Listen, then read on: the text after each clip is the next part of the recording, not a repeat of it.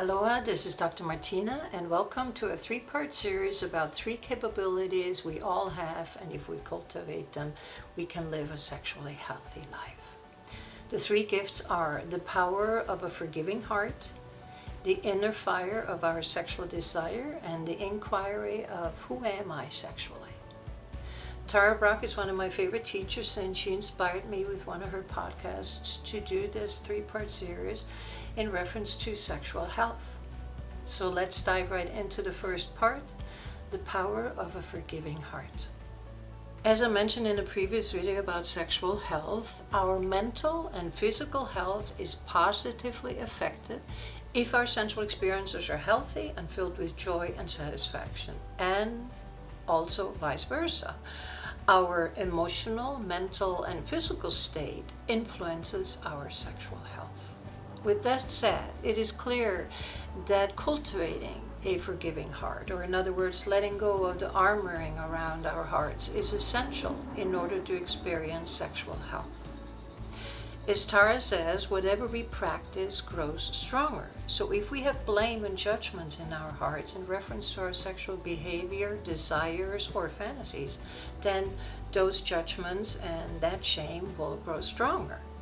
If we hang on to anger and resentment in reference to past sexual experiences, then those feelings will grow stronger. And that makes it difficult to receive and give sexual pleasure with an open heart.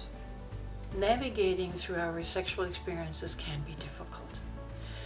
With societal pressure and ethnic upbringing, different ethnic upbringings, we can be exposed to suffering, betrayal, discrimination, misunderstanding, and disappointments. Now, when this happens, in other words, when life happens, we mostly respond in two ways. One is that we go into a fight, flight, or freeze, which equals battle mode. We blame others and ourselves, and we judge others and ourselves. We can take on the identity of victim, and we armor our hearts. Now, the other way is we evolve, adapt, and expand. We can reach for the source of love, compassion, and mindfulness.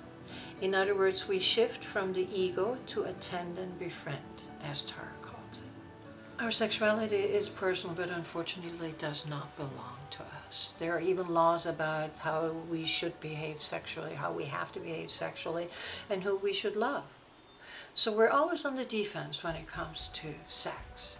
And the fight, flight, and freeze kicks in much faster than our forgiving heart. But this is important to know. Our forgiving heart knows better. It knows when things are not right. A forgiving heart lets go of our stories. Forgiveness means letting go of the armoring around our hearts and the blame and resentment towards ourselves and others. If we don't forgive, we cannot move on. We remain stuck. I understand we're afraid to forgive. We're afraid that bad things with our sexuality will happen again. We're afraid that it will get worse or that we won't be able to control it. If you struggle with using the word forgiveness, you may also use the word compassion. I also want to tell you the following thing about forgiveness. I want to tell you what forgiving is not. Forgiving does not mean approving. We're not saying it is okay that you were abused, violated, discriminated against, or just misunderstood about your sexuality.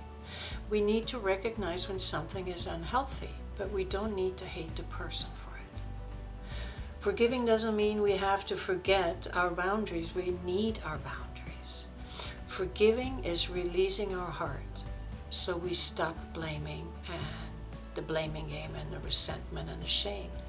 And we really know and learn what's good for us. Charlotte Joko Beck says, our failure to know joy is a direct reflection of our inability to forgive. Our failure to know joy is a direct reflection of our inability to forgive. Now, there's some wisdom in us that knows that, and that is our motivation to stop blaming and to forgive. I suggest the following exercise. You sit down comfortably and relax. Take a couple deep breaths to slow down your mind, and ask yourself, where do I create separation from my sexual self? And let the intention of forgiveness just be there. It's okay. Where is the blame that sits with your sexuality? And again, just let the intention of forgiveness be there. Now maybe you can feel the grip loosening up, or if the armor feels strong, just the awareness that it is there will serve you. You don't have to change a thing. If we forgive and stop the blame, we can act from an intelligent place in our heart with more clarity about what works for us sexually, and with permission to love without holding back. That is the nature of our forgiving heart. I will see you next week for the second part about our inner fire of sexual desire. I hope you're doing the exercise. I'll see you.